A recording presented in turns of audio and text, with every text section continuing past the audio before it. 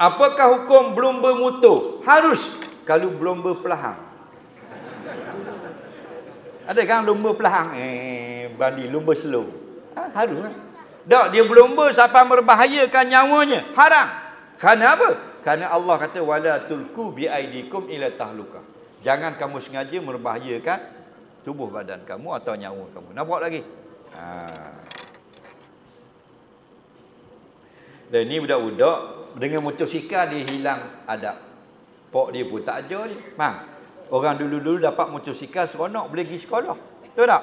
Lain ni budak-budak dapat motor jadi biadab. Tok guru kita dulu pesan, kalau jumpa tok imam, tak kira tok imam surau ke masjid, dia naik basikal, kita naik motor, jalan yang sama, jangan pitah. Tak pitah kita gitu. Dah tok guru kau gitu. Dia basikal, kita motor. Dulu saya ES5. Tok imam pula basikal, tua dah.